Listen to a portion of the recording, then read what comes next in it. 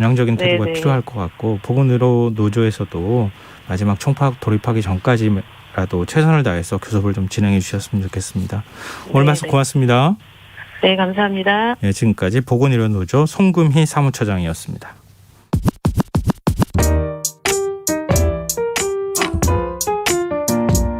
김성환의 시사야는 청취자 여러분의 참여를 기다립니다. 문자 샵 9730으로 여러분의 의견 보내주세요. 짧은 문자는 50원, 긴 문자는 100원의 정보 이용료가 부과됩니다. 애플리케이션 콩, 유튜브 채널 KBS 일라디오에서는 무료로 참여하실 수 있습니다.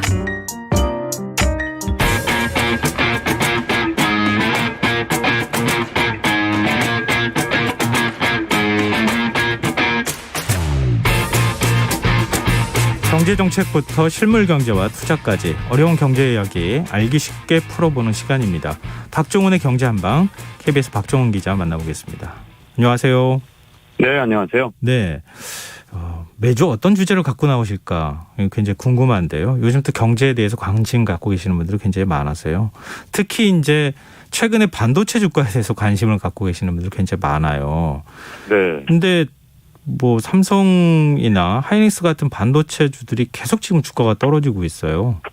네, 그렇죠. 이 워낙 우리나라에서 지금 반도체 주식 투자 열풍이 불었기 때문에 네. 그동안 개인 투자자들이 정말 많은 반도체 주식을 샀잖아요. 그래서 특히 뭐 삼성전자 같은 경우에는 뭐 1월 달에만 28조 원 정도 개인 투자가 늘었을 정도니까 네. 굉장히 많은 분들이 1월 달에 이 삼성전자 주식을 샀거든요. 그런데 1월 달에 이제 삼성전자 주가가 96,800원이었는데 이제 오늘 종가 기준으로 이게 24%가 최고치 대비 하락을 했고요. 네. 그리고 이 하이닉스 같은 경우가 이 3월 2일에 가장 높은 주가인 15만 원 정도를 기록했었는데 네. 지금 이제 10만 2,500원으로 오늘 끝났기 때문에 32%가 하락을 했습니다. 그러니까 사실 이제 반도체 주식 같은 경우에 이제 많은 분들이 뭐 적금 대신 투자를 한다. 설마 우리 반도체 주가가 뭐 떨어져봤자 얼마나 떨어지겠냐 이런 좀 약간 좀 쉽게 생각을 했었는데 네. 아마 주식 투자라는 게 위험하다는 걸 최근에 많은 분들이 이제 피부로 느낀 그런 때가 최근 한두 달 정도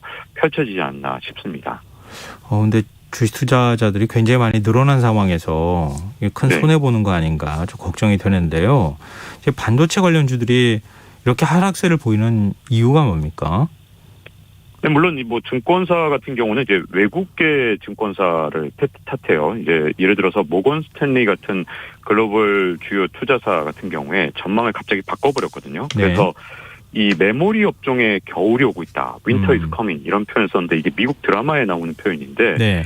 이런 드라마에 나오는 표현을 쓰면서 위기가 오고 있다라는 표현을 쓴 거거든요. 네. 근데 이게 지금 이제 많은 오해가 이제 외국계 증권사에서 한국 반도체 업체를 노리고 좀 이게 쓴 게 아니냐. 그래서 괜히 외국계 때문에 우리나라 이 반도체 주가가 조정을 받은 것이다. 이런 좀 오해가 있는데 사실은 마이크론이라고 미국의 대표적인 역시 메모리 반도체 업체입니다. 네. 이 기업 같은 경우도 같은 기간 한 4월에 최고가를 기록했었는데 마이크론의 주가가 최근에 넉 달 동안 27%가 떨어졌어요. 그러니까 삼성전자보다 더 많이 떨어진 거죠. 네. 그리고 인텔 뭐 모두가 다 아는 진짜 대표적인 반도체 기업이잖아요. 네. 근데 인텔 같은 경우도 23%가 하락을 했기 때문에 삼성전자 24% 하락한 것하고 비교해 보면 이게 반도체 업체 중에서 우리나라만 특별히 많이 떨어졌다고 보기보다는 반도체 관련 주가가 전반적으로 다 떨어졌다. 그리고 우리나라를 특별히 타겟을 해서 이 외국계가 우리나라 주가를 뭐 일부러 떨어뜨리기 위해서 주가를 뭐 이렇게 전망을 좀 나쁘게 봤다든가 이렇게 보는 건 좀 약간 좀 너무 크게 좀 확대 해석을 한 거고요. 지금 현재 주가 조정은 반도체 기업들 심지어 타이완의 TSMC까지도 다 같이 지금 현재 하락세를 보이고 있는 상황입니다. 요즘 차 사려고 하시는 분들이 반도체가 부족해가지고 차를 뭐 그 계약하면 3개월, 6개월, 뭐 길게는 1년씩 대기한다, 뭐 이런 얘기까지 나오는데 그럼 앞뒤가 잘 안 맞는 거 아닙니까, 얘기가? 반도체가 그렇죠. 지금 모자란 상황이잖아요. 네, 이 또 우리나라 증권사들에서 사실 보고서 많이 낼 때 봐라 저렇게 자동차도 못 팔 정도로 반도체가 부족하지 않냐 네. 이런 풍견상이 있으니까 반도체 기업들은 이제 슈퍼사이클이 올 것이다 이런 표현을 쓰면서 반도체 투자를 굉장히 많이 독려를 했습니다. 네. 그런데 이게 사실 좀 오해가 있는데요. 자동차에 들어가는 반도체는 사실은 단가도 굉장히 낮고 또 기술 수준도 높지가 않은 그런 반도체들이거든요. 그런데 그러면 왜 이런 반도체가 품귀 현상이 있었냐면 네. 다들 뭐 우리나라 삼성이든 아니면 뭐 SK 하이닉스든 TSMC든 미국의 마이크론이든 전부 다 부가가치가 높은 뭐 예를 들어서 뭐 이 인공지능에 들어가는 반도체라든가 아니면 메모리 반도체에도 좀 더 단가가 비싼 걸 만들었는데 자동차용 반도체는 단가가 워낙 쌌기 때문에 그동안 투자를 안 했기 때문이거든요. 네. 그래서 사실 자동차용 반도체가 품귀 현상을 빚었다고 해서 이 다른 반도체 특히 우리나라 주력인 메모리 반도체까지 품귀였느냐 그건 아니었던 거죠. 그래서 사실은 자동차 때문에 많은 분들이 오해를 하고 더 많이 반도체 투자를 좀 한 측면이 있는데 이건 약간의 오해가 좀 이 투자를 좀 부추긴 측면이 좀 있는 거죠. 근데 차량 반도체가 이렇게 단순하다고 하면 뭐 세계 1등 기업인 삼성 같은 경우에는 금방 만들 수는 없어요. 네. 차량 반도체 같은 경우에 이게 공정 라인을 갑자기 예를 들어서 첨단 반도체를 만들다가 갑자기 이제 수준 낮은 반도체를 만든다는 게 또 쉬운 일이 아닌데요. 그 투자를 딱 시작했을 때 이런 거랑 비슷합니다. 왜 우리나라에서도 유명한 과자들 있잖아요. 예. 뭐 특히 무슨 칩 이런 칩들 상호는 말씀 못 드리겠습니다만 네네. 굉장히 이 유행했던 칩들 있잖아요. 근데 문제는 이 감자칩 같은 거 그런 걸 갖다가 공정을 갑자기 늘려서 공장을 늘려놓으면 생산 라인을 늘려놓으면 사람들의 관심이 갑자기 뚝 떨어져서 매출이 안 일어나거나 이런 경우가 있어요. 근데 반도체는 하나의 그 생산 라인을 만들 때 진짜 수조 원이 드는데 만약에 생산 라인을 만들었을 때 만약에 수요가 갑자기 줄어버리면 큰 손해를 보거든요. 그렇기 때문에 자동차 반도체가 지금 현재 수요가 일시적으로 늘어났다고 해서 갑자기 생산 라인에 투자를 한다든가 이런 것들이 그렇게 쉬운 결정이 아닌 거죠. 워낙 투자 규모가 크니까 잘못 투자했다가 나중에 손해를 볼 수도 있거든요. 지금 양쪽 다 별로 안 좋은 상황인 거 아닌가 싶은데요. 지금 우리 네. 주력인 메모리 쪽도 지금 별로 좋지 않고 뭐 이렇게 지금 부족하다고 하는 것도 우리가 만들기가 어려운 상황인데 그럼 네. 슈퍼사이클이라고 흔히들 얘기하잖아요. 근데 슈퍼사이클은 이미 다 지나갔다는 거예요.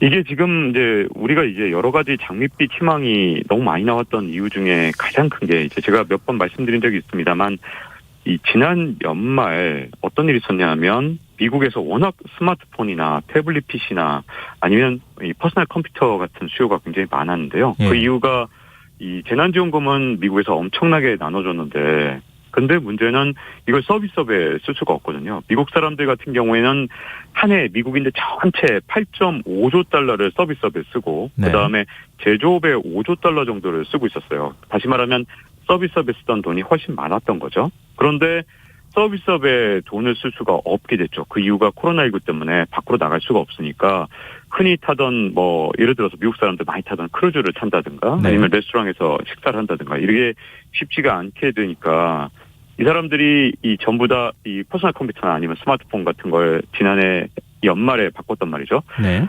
이 퍼스널 컴퓨터 같은 걸 한번 바꾸고 나면요. 보통 저 같은 경우도 지금 8년째 같은 컴퓨터를 쓰고 있는데 네. 이 웬만해서는 바꾸지 않거든요.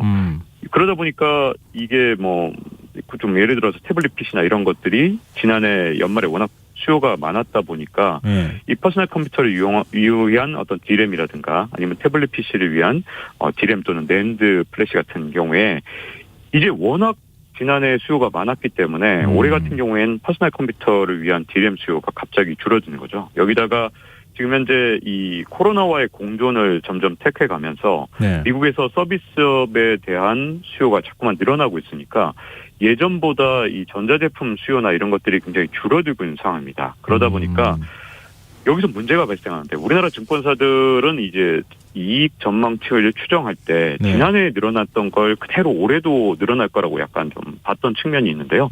이제 미국계 증권사에서는 이렇게 바뀐 새로운 수요 환경을 좀 감안해서 놓다 보니까 퍼스널 컴퓨터 쪽 D램 수요가 급격하게 감소할 것이라는 그런 견해가 나온 거고요.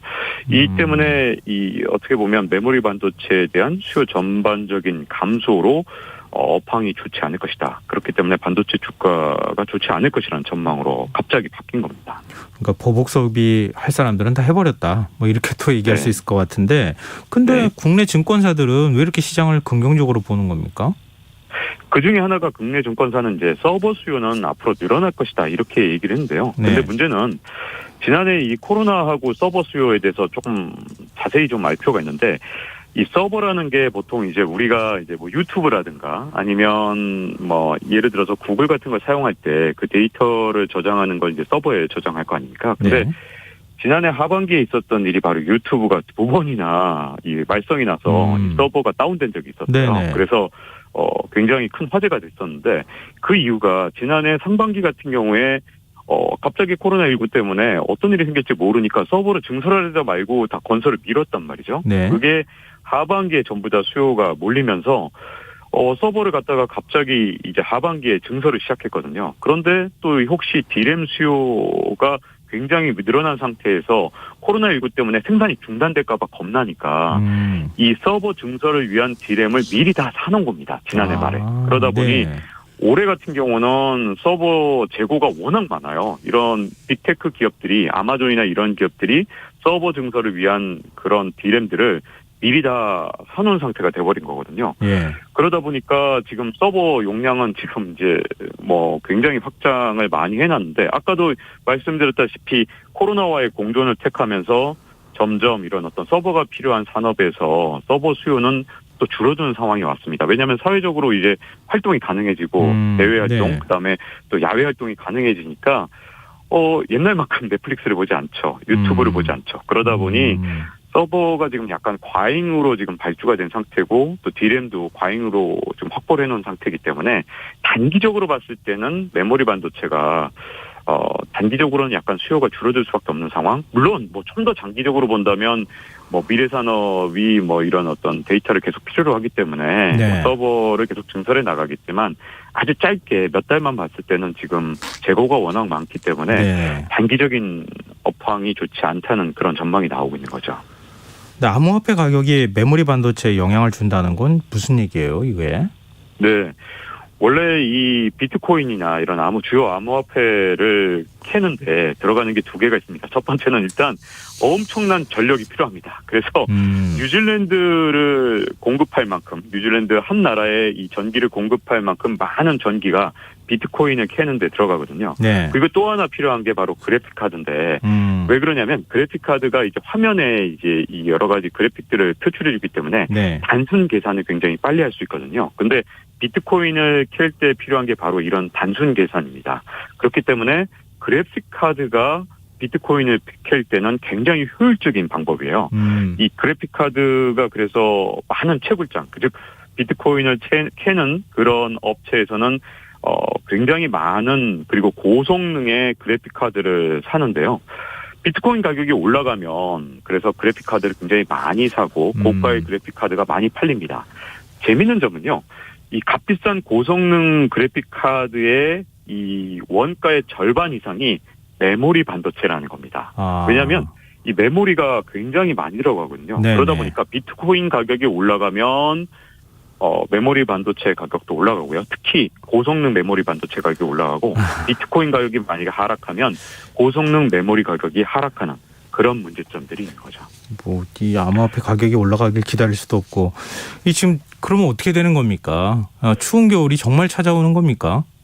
이 반도체 같은 경우에 사실은 초보자들이 투자하기가 굉장히 어려운 게 사이클을 항상 탑니다. 그렇기 때문에 이 사이클을 정확하게 이해하셔야 되는데 실물 반도체 사이클이 최고치를 칠 때 주가가 최고치를 치는 게 아니고요. 네. 한 석 달에서 6개월 정도까지 선반영을 하는 그런 지금까지의 관행이 있습니다. 그러다 보니까 앞으로 이제 이 반도체가 이제 지금 앞으로 이제 불황이 온다고 하잖아요. 네. 불황이 한창일 때 주가가 바닥이 되는 게 아니라 그거보다 바닥은 한 3개월에서 6개월 정도 먼저 오거든요. 네. 그렇기 때문에 너무 두려워할 필요도 없지만 대신 반도체 시장에 대한 정확한 공부를 좀 해나가면서 좀 철저한 준비와 대비를 하고서 반도체 시장에 투자를 좀 해야 되는 그런 좀 공부가 필요한 시장이다 이렇게 좀 보여지죠. 말씀 들어보니까 반도체 주가가 지금 올라갈 때는 아닌 것 같다. 좀 미끄러져 내려가는 네. 시기인 것만은 틀림이 없는데 언제가 바닥일지는 아직은 알 수 없다. 뭐 이렇게 네. 얘기가 정리가 되겠네요. 네, 박종훈의 경제한방 지금까지 KBS 박종훈 기자였습니다. 오늘 말씀 고맙습니다. 네, 고맙습니다. KBS 라디오 김성환의 시사 1부 순서는 여기서 마무리하겠습니다. 전 11시 정각 2부에 다시 찾아오겠습니다.